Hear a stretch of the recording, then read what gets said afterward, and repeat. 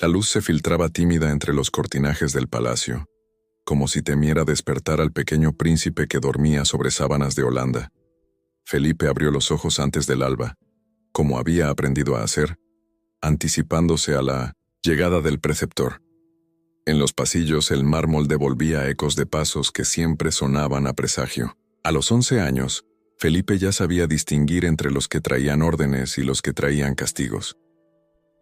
La infancia del futuro Felipe II transcurría entre rituales de mortificación y aprendizaje.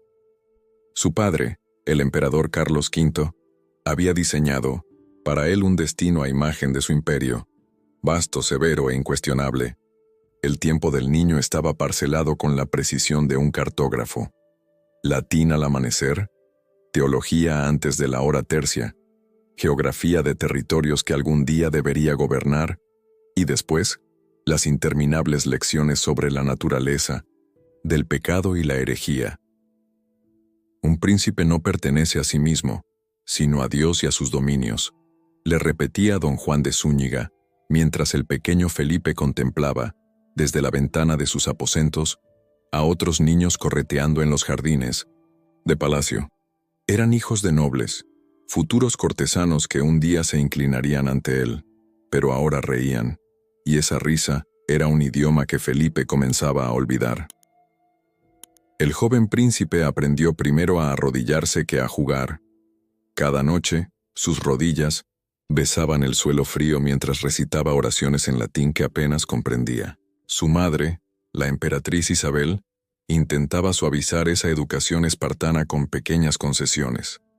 Un dulce portugués escondido entre los libros de oraciones. Una caricia fugaz cuando los preceptores no miraban. Pero la emperatriz murió cuando Felipe apenas contaba con 12 años, y con ella se marchó el último reducto de ternura en la corte española. Hay testigos que aseguran haber visto al pequeño príncipe contener las lágrimas durante el funeral, erguido como un adulto, miniaturizado. No lloró. Ya había aprendido que las emociones eran debilidades, y las debilidades, puertas por donde entraba el diablo. Esa noche, escribió en su diario con una caligrafía perfecta: «Hoy perdí a mi señora madre, que Dios la acoja en su gloria». Nada más. Como si con esas palabras sepultara también al niño que pudo haber sido. Los años siguientes fueron un aprendizaje del silencio. Felipe creció contemplando las audiencias de su padre, donde se decidían guerras y alianzas. Observaba sin pestañear las ejecuciones públicas de herejes, entendiendo que el fuego purificaba almas que se habían extraviado. En sus clases de anatomía, aprendió que el cuerpo humano era frágil. En sus clases de teología, que el alma era un campo de batalla eterno.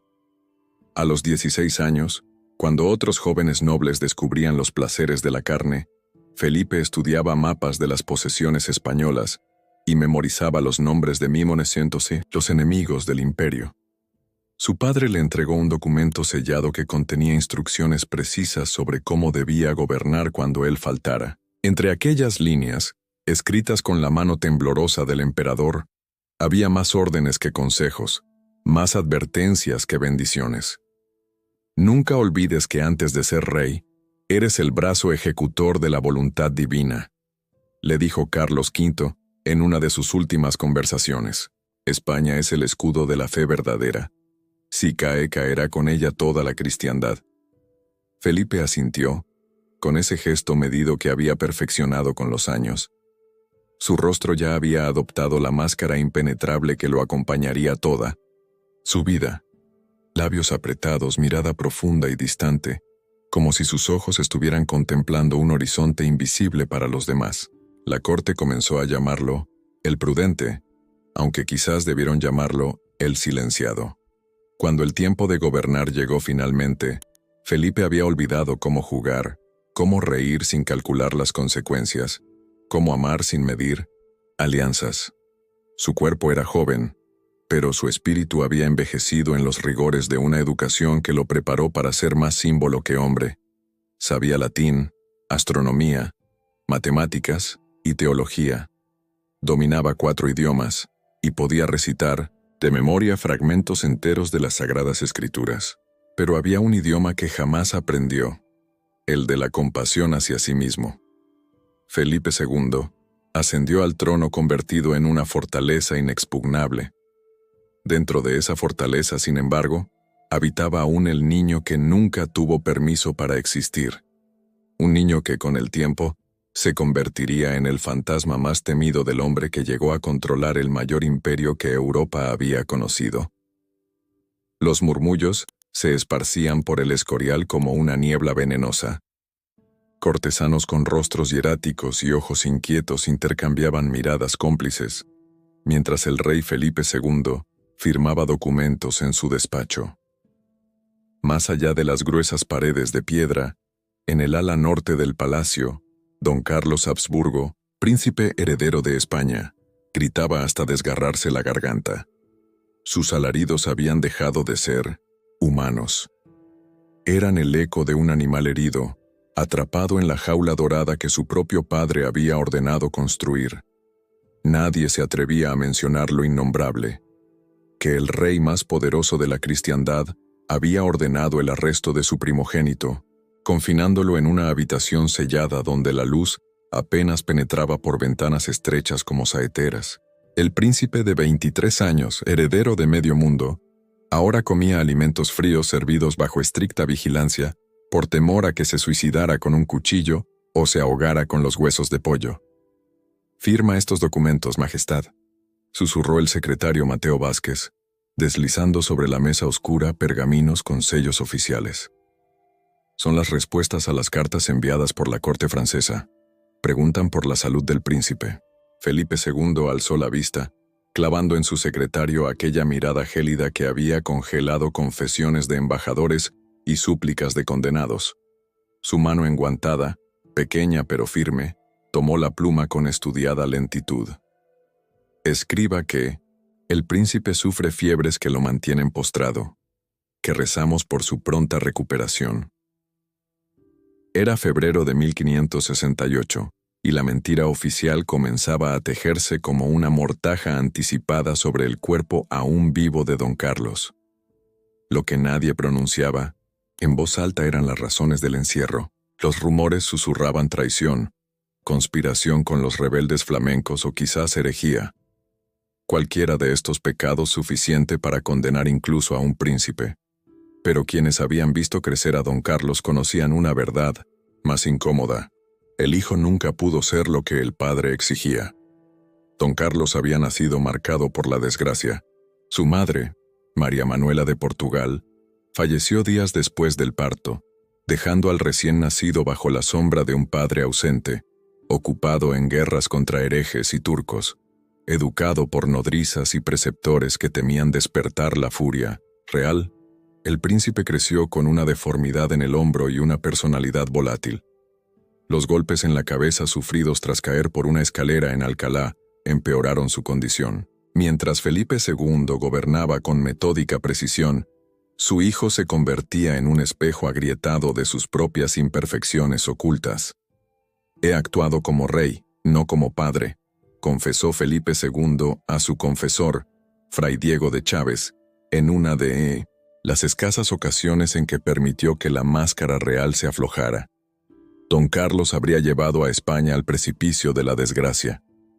El confesor, acostumbrado a los secretos más oscuros del alma real, guardó silencio. Sabía que detrás de aquellas palabras se ocultaba una verdad más dolorosa. Felipe II, educado para ser perfecto, no podía tolerar la imperfección en 1900 en su propia sangre. Don Carlos era la evidencia viviente de que incluso el linaje más poderoso podía engendrar debilidad. Los días de encierro se convirtieron en semanas. El príncipe, que al principio alternaba entre arrebatos de violencia y súplicas de clemencia, comenzó a consumirse como una vela olvidada. Se negaba a comer, bebía agua helada cuando estaba sudando de fiebre y exigía ver a su padre, petición que jamás fue concedida. Los médicos reales entraban y salían de su cámara con expresiones sombrías, pero ninguno se atrevía a diagnosticar lo evidente, que don Carlos estaba muriendo de abandono. Durante esos meses, Felipe II mantuvo su rutina con matemática precisión, audiencias al amanecer, misas, consejos de Estado, correspondencia con virreyes de tierras lejanas. No modificó un ápice de su agenda. Solo los más cercanos notaron que las cartas al Papa y a otros monarcas europeos iban preparando el terreno para lo inevitable, el anuncio de la muerte del príncipe heredero. El 24 de julio de 1568, cuando el calor abrasaba Madrid, don Carlos exhaló su último aliento. Tenía 23 años y moría en desgracia, prisionero de su propio padre. Los rumores sobre su final se multiplicaron. Veneno en su comida, abandono deliberado, una ejecución silenciosa ordenada por el rey. La verdad quedó sepultada entre los muros de El Escorial, aunque los ojos enrojecidos de los pocos sirvientes que atendieron sus últimos días hablaban de un horror indescriptible. Felipe II recibió la noticia mientras revisaba mapas de las posesiones españolas en el Nuevo Mundo. Permaneció inmóvil durante unos instantes que parecieron eternos. Después, con voz neutra, ordenó que se celebren misas por su alma y que se diga a la corte que la fiebre finalmente lo venció. Esa noche, el rey se retiró más temprano de lo habitual. Su ayuda de cámara, al desvestirlo, notó que el monarca llevaba un pequeño medallón oculto bajo sus ropas negras. Contenía un mechón de cabello rubio que pertenecía a María Manuela, la madre de don Carlos. Fue la única vez que alguien vio a Felipe II manifestar algo parecido al remordimiento. El cuerpo del príncipe fue enterrado sin pompa en el monasterio de Santo Domingo el Real, lejos de los panteones reales. Años después, cuando Felipe II ordenó la construcción de los sepulcros reales en El Escorial, el nombre de don Carlos apenas figuraba en las listas de sucesión. Fue borrado como se borra un error en un libro de cuentas, con meticulosa frialdad. Pero en los pasillos silenciosos del palacio monasterio, donde las sombras parecen contener fragmentos de memoria, algunos juraron escuchar pasos inquietos durante las noches de tormenta, como si el espíritu del príncipe olvidado vagara aún, buscando el perdón que su padre nunca supo darle. El hedor llegaba antes que el monarca. Un miasma de carne putrefacta, ungüentos rancios y sudor febril se filtraba por los corredores de El Escorial anunciando el paso de Felipe II. Los cortesanos, acostumbrados a perfumes sutiles y aguas de lavanda, contenían la respiración mientras el soberano avanzaba en su silla de manos. El rey más poderoso de la cristiandad había sido reducido a un amasijo de llagas supurantes y huesos frágiles que sus sirvientes transportaban como una reliquia quebradiza. Ya no quedaba rastro del joven austero que décadas atrás recorría Europa a caballo. Aquel Felipe de mirada penetrante y figura hierática se había transformado en un anciano consumido por dolencias que los médicos de la corte catalogaban con términos cada vez más confusos: melancolía hipocondríaca, mal de piedra, fiebres tercianas, gota coral, nombres pomposos para una verdad más simple y aterradora. El cuerpo del rey se pudría en vida.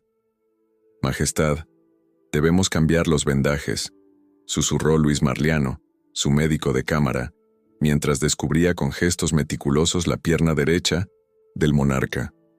La extremidad, antaño firme, se revelaba ahora como un mapa de pesadillas, úlceras que no cicatrizaban, venas azuladas que asomaban bajo la piel translúcida y aquella hinchazón purpúrea que parecía latir con vida propia. Felipe casi observaba el procedimiento con ojos hundidos en órbitas oscurecidas. Su rostro, enmarcado por una barba canosa que ya nadie se atrevía a recortar por completo, permanecía impasible mientras los médicos retiraban vendas empapadas en humores fétidos. Solo el temblor ocasional de sus labios delataba el dolor que lo atravesaba como una lanza invisible. «¿Cuánto falta para que termine, Marliano?», preguntó con aquella voz que conservaba aún la autoridad suficiente para detener ejércitos, aunque ahora apenas pudiera controlar sus propios esfínteres. El médico intercambió una mirada furtiva con Fray Diego de Yepes, confesor real. Ambos sabían que la pregunta no se refería al procedimiento de cura, sino a algo más definitivo. «Dios dispone de nuestros días, Majestad», respondió el fraile adelantándose. «Y hasta el último de ellos sirve para la expiación de nuestras faltas». Una sonrisa amarga cruzó fugazmente el rostro del rey. «Entonces mi expiación debe ser extraordinaria, padre, porque mi agonía parece no tener fin». Era el verano de 1598, y hacía ya 2 años que Felipe II libraba su batalla más íntima contra un cuerpo rebelde que se negaba tanto a sanar como a morir por completo. Cada jornada se había convertido en una pasión particular. Sus aposentos, en el Escorial, antes caracterizados por la austeridad y el orden, ahora semejaban una enfermería improvisada. Frascos con ungüentos de mercurio, destilados de mandrágora, polvos de cuerno de unicornio traídos a precio de oro desde Oriente, y reliquias de santos dispuestas estratégicamente alrededor de su lecho. La enfermedad había comenzado como tantas otras, una fiebre persistente, dolores articulares que se atribuyeron al clima frío de Castilla. Pero pronto las dolencias se multiplicaron en una sinfonía macabra. La gota, esa enfermedad de reyes y nobles, atacó primero sus pies, luego sus manos. Aquellas manos pequeñas pero firmes que habían firmado sentencias de muerte para herejes y órdenes de batalla contra infieles. Después vinieron las hemorroides, tan graves que le impedían sentarse incluso sobre cojines de pluma. Las úlceras aparecieron más tarde, primero en las piernas, luego en la espalda, como flores obscenas que brotaban de su carne castigada. «Es preciso drenar el humor maligno», dictaminó el doctor Gómez de Sanabria, otro de sus médicos, mientras preparaba los instrumentos para una nueva sangría. Felipe II extendió su brazo sin protestar. Había aprendido a ofrecer su cuerpo al dolor como antes había ofrecido su voluntad al deber. La aguja perforó la piel delgada, y la sangre, oscura, espesa, comenzó a fluir hacia un cuenco de plata. El monarca observaba el procedimiento con la misma atención meticulosa con que revisaba los informes de sus consejeros de Estado.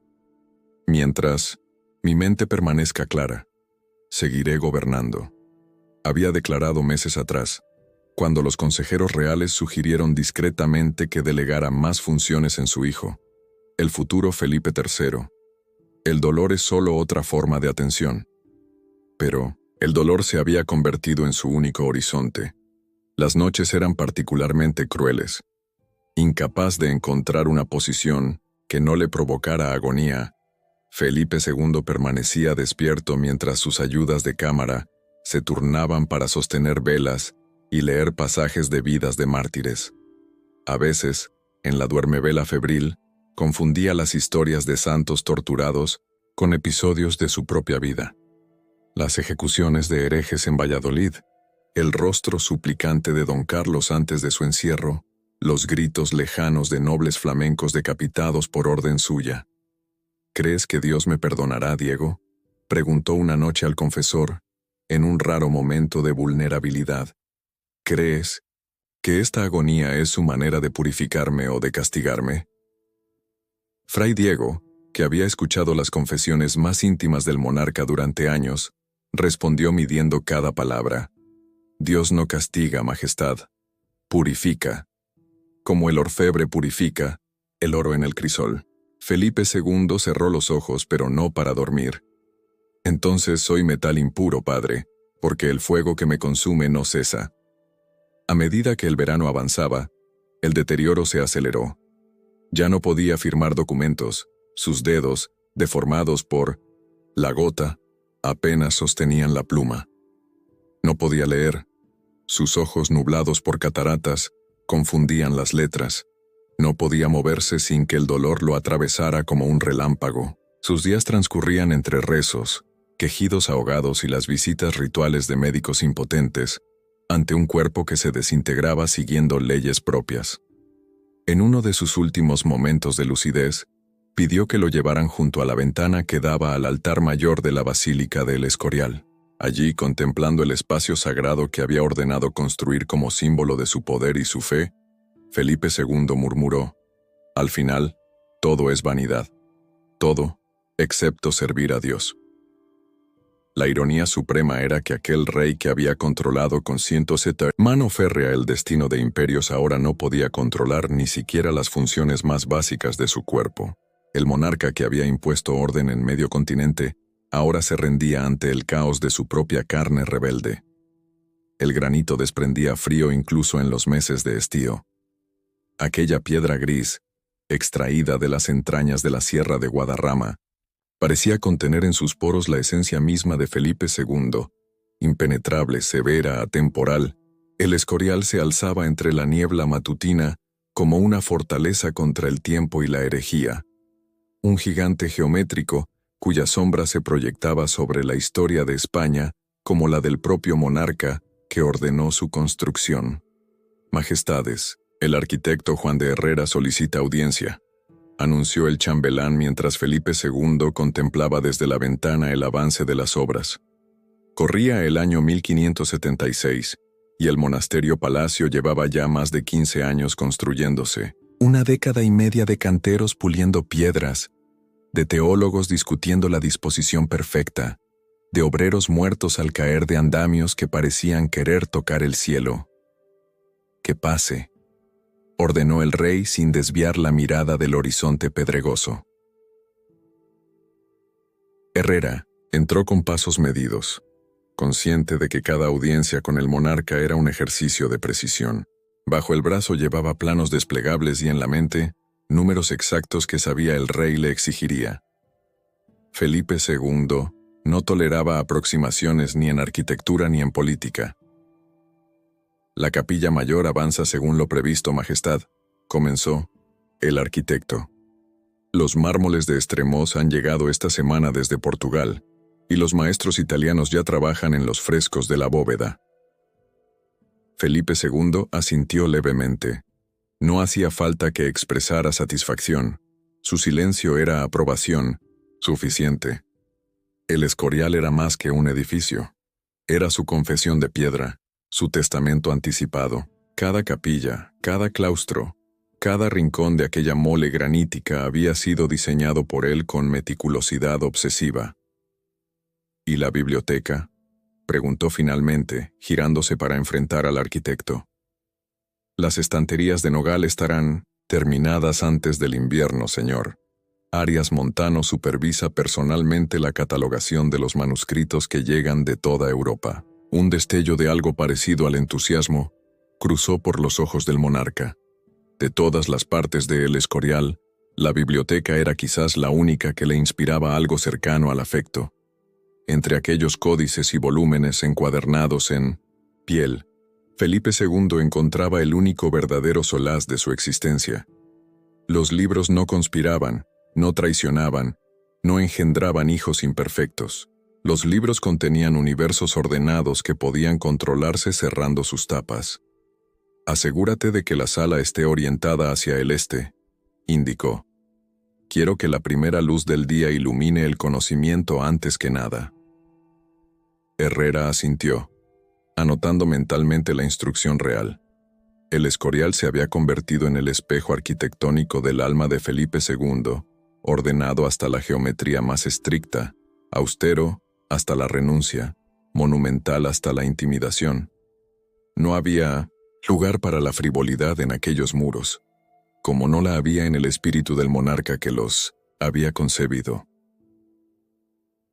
A medida que los años pasaban y la construcción avanzaba, el Escorial fue absorbiendo la esencia vital de su creador. Felipe II pasaba cada vez más tiempo entre aquellos muros grises, alejándose progresivamente de Madrid, de la corte, del bullicio humano, sus aposentos reales, de una austeridad que sorprendía a los embajadores extranjeros, reflejaban su creciente desprecio por lo mundano. Una cama estrecha, un escritorio de roble, un reclinatorio de cuero desgastado y una ventana que comunicaba directamente con el altar mayor de la basílica, lo suficiente para un hombre que se veía a sí mismo como intermediario entre Dios y su imperio. La disposición de los panteones reales debe modificarse, ordenó años después a Herrera, cuando la gota ya comenzaba a deformar sus manos y el fantasma de don Carlos parecía acecharle en las galerías nocturnas. Quiero que los sepulcros sean visibles desde el altar, pero no ostentosos. La muerte debe recordarnos siempre nuestra insignificancia. El arquitecto, acostumbrado ya a las contradicciones del rey, grandiosidad arquitectónica y austeridad personal, monumentalidad exterior y sencillez privada, rediseñó la cripta donde descansarían los restos de la dinastía Habsburgo. Lo que Felipe II deseaba no era un mausoleo glorioso, sino una antesala para la eternidad. Un limbo de piedra donde la putrefacción corporal precediera a la salvación del alma. Cuando la salud del monarca comenzó a deteriorarse irreversiblemente, el Escorial dejó de ser palacio para convertirse en hospicio. Felipe II, incapaz ya de recorrer sus interminables galerías, ordenó que lo trasladaran de estancia en estancia en una silla especialmente adaptada. Así, tullido y consumido por el dolor, seguía supervisando cada detalle de aquel inmenso relicario que había concebido para mayor gloria de Dios y de la monarquía española. ¿No es irónico, Majestad?, se atrevió a comentar su confesor durante una tarde de agonía particularmente intensa. Habéis construido el edificio más grandioso de la cristiandad, y ahora vuestro cuerpo se reduce a esta prisión de carne mortal. Felipe II, entre espasmos de dolor, contestó con aquella claridad mental que ni siquiera la enfermedad conseguía nublar. No es ironía, padre. Es justicia divina. Construí el Escorial como fortaleza contra el tiempo, sabiendo que mi cuerpo sucumbiría a él. En sus últimos días, cuando ya apenas podía hablar, pidió que dispusieran su lecho frente a una ventana, desde donde pudiera contemplar la fachada principal de El Escorial. Horas enteras pasaba observando aquella geometría perfecta, aquel orden inmutable que había impuesto a la piedra, mientras su propio cuerpo se descomponía en desorden y caos. El Escorial seguiría en pie, inmutable, cuando él ya no fuera más que polvo en la cripta. Aquellos muros contendrían misas, oraciones, pasos silenciosos de monjes, pero también guardarían secretos. Las lágrimas no derramadas de un niño que creció demasiado rápido, los gritos ahogados de un príncipe que murió demasiado joven, los remordimientos de un rey que sacrificó la compasión en aras de la razón de Estado. La piedra, muda testigo, absorbería todas estas historias como había absorbido la lluvia castellana durante décadas, y mientras la carne de Felipe II se corrompía, el Escorial permanecería, inmortal, impasible, incorruptible, como el monumento perfecto para un rey que deseaba la eternidad, pero solo encontró el alivio de la tumba. Los 53 días finales de Felipe II transcurrieron como un calvario metódico. La muerte, esa visitante que había frecuentado tantas veces los salones del poder por orden suya, ahora se acercaba con una lentitud casi vengativa. Septiembre de 1598 desplegaba sobre Castilla un cielo despiadadamente azul, mientras en la Cámara Real del Escorial se libraba el último combate del monarca más poderoso de su tiempo. «Dadme la vuelta», ordenaba con un hilo de voz el rey a sus ayudas de cámara. Los sirvientes, con gestos ensayados tras semanas de idéntica rutina, introducían sus manos bajo el cuerpo devastado. La carne se desprendía en algunas zonas, adherida a las sábanas como cera derretida. El hedor era tan intenso que los cortesanos se turnaban cada media hora, incapaces de soportar más tiempo aquella atmósfera de descomposición. «Con cuidado. La espalda», murmuraba Felipe II mientras lo giraban. Las llagas que le cubrían la espalda se habían convertido en cráteres supurantes, tan profundos que, según testimonio del médico Jean Rioland, en algunas podía verse el hueso blanquecino entre la putrefacción. No hubo grito. Felipe II había aprendido a contener el dolor como quien contiene una confesión peligrosa. Sus labios apenas temblaban mientras los cirujanos aplicaban hierros candentes para cauterizar las heridas más profundas. El aire se impregnaba del olor a carne quemada, mezclándose con el aroma del incienso que Fray Diego de Yepes hacía quemar constantemente. «Majestad, debéis tomar algo de caldo», insistía Ana de Mendoza, camarera mayor. «Lleváis 3 días sin probar bocado». Felipe II entreabría los labios, más por disciplina que por deseo. Su garganta, atacada por una infección que los médicos no sabían nombrar, apenas permitía el paso de líquidos. Cada trago era una agonía que se sumaba al catálogo de tormentos que conformaban ya su existencia. «¿Han llegado noticias de Roma?», preguntó en un susurro. Don Cristóbal de Moura, su secretario, asintió con gravedad. «El Santo Padre envía su bendición apostólica y garantiza indulgencia plenaria para vuestra majestad». Una sonrisa amarga cruzó fugazmente el rostro consumido del rey. La indulgencia papal, ese perdón que había negado a tantos en vida, ahora, llegaba cuando ya no tenía fuerzas ni para agradecer la absolución de sus pecados. Los delirios comenzaron la última semana, entre fiebres que lo hacían arder como los herejes en las hogueras que él mismo había ordenado encender. Felipe II confesaba a sombras, dialogaba con muertos, daba órdenes a ejércitos invisibles.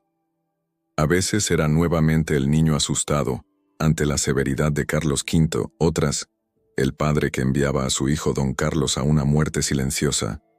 En ocasiones, el esposo que contemplaba el cadáver de alguna de sus 4 esposas. «Elizabeth, perdóname por no haberte amado», susurró, una noche confundiendo a los presentes. Se refería a Isabel de Valois, su tercera esposa, o a la reina Isabel de Inglaterra, su enemiga jurada a quien nunca pudo derrotar. La lucidez regresaba en oleadas breves y cristalinas. Durante esos momentos, Felipe II dictaba sus últimas voluntades con la misma precisión administrativa que había caracterizado su reinado. «Que mi hijo Felipe aprenda de mis errores, no de mis aciertos», dictó al notario real, «que comprenda que un imperio no se sostiene solo con la fuerza, sino con la prudencia, y que entienda que Dios juzga a los reyes con más severidad que a los súbditos, pues mayor es su responsabilidad». El 13 de septiembre, cuando el alba teñía de malva las cumbres de Guadarrama, Felipe II pidió que colocaran ante sus ojos el crucifijo que su padre, Carlos V, había sostenido en su propia agonía décadas atrás. Lo contempló largamente, como si en aquella talla de madera oscurecida por el tiempo pudiera encontrar respuestas a preguntas que nunca se había atrevido a formular. «He intentado ser un buen rey», murmuró. «No siempre he logrado ser un buen hombre». La muerte llegó finalmente como una visitante puntual a una cita largamente acordada. No hubo estertor dramático ni última confesión sorprendente. Felipe II, que había vivido con el control meticuloso de quien dispone los ejércitos en un tablero de ajedrez, murió con la misma disciplina. Un suspiro contenido, un temblor apenas perceptible, un silencio que parecía la culminación natural de tantos otros silencios acumulados durante 71 años. Cuando los médicos certificaron el fallecimiento, una extraña quietud se apoderó de El Escorial. Los relojes siguieron marcando horas. Los monjes continuaron sus rezos. Los cortesanos iniciaron el ritual de duelo previsto décadas atrás por el propio monarca. El mundo, ese vasto imperio donde nunca se ponía el sol, seguía girando sin que su eje pareciera alterado. El cadáver fue preparado según el protocolo borgoñón que regía cada aspecto de la vida palatina. Lavaron aquel cuerpo devastado, cubrieron las llagas con ungüentos, vistieron los restos con el hábito dominico que el rey había elegido como mortaja. La transformación fue prodigiosa. En muerte, Felipe II recuperó la dignidad que la enfermedad le había arrebatado. Su rostro, liberado del dolor, mostraba la serenidad marmórea que había perseguido en vida. Durante 3 días, nobles y embajadores desfilaron ante el féretro, contemplando los restos mortales del hombre que había encarnado el poder absoluto en su forma más completa. Muchos buscaban en aquel rostro inerte algún signo de arrepentimiento, alguna marca de remordimiento por las guerras desatadas, los herejes quemados, los reinos esquilmados. Pero la muerte había sellado sus secretos bajo una máscara impenetrable. El cuerpo fue finalmente depositado en la cripta real de El Escorial, ese panteón diseñado por él mismo como sala de espera para la eternidad. La ceremonia, austera como había sido su voluntad, concluyó con el golpe seco de la losa de mármol, sellando el nicho, un sonido definitivo que ponía punto final a una vida consagrada al deber, al imperio y a una visión particular de Dios. Lo que Felipe II no pudo prever fue el juicio de la posteridad. Su figura, tallada a fuerza de disciplina y voluntad, se fragmentaría en 1000 interpretaciones contradictorias. Para algunos historiadores sería el último defensor de la cristiandad. Para otros, el primer arquitecto del fanatismo moderno. Algunos verían en él al estadista meticuloso. Otros, al tirano obsesivo que sacrificó la compasión en el altar de la razón de Estado. La verdadera tragedia de Felipe II no fue su muerte dolorosa ni la desintegración de su cuerpo. Fue haber construido un imperio destinado a desmoronarse tan inexorablemente como su propia carne. Fue haber perseguido la eternidad a través del poder temporal solo para descubrir, demasiado tarde, que los imperios también son mortales. En los siglos posteriores, cuando viajeros e historiadores recorrieran las galerías silenciosas de El Escorial, se enfrentarían al mismo enigma: ¿cómo un hombre capaz de elevar semejante monumento a la fe y al orden pudo ser simultáneamente el arquitecto de tanto sufrimiento? ¿Cómo aquellas manos pequeñas que firmaban decretos de muerte pudieron comisionar obras de belleza perdurable? La respuesta, como el propio Felipe II, permanece encerrada en la piedra gris de El Escorial. Ese mausoleo que es a la vez prisión y catedral, confesión y negación, monumento y advertencia de que hasta los más poderosos acaban siendo devorados por las mismas sombras que intentaron controlar.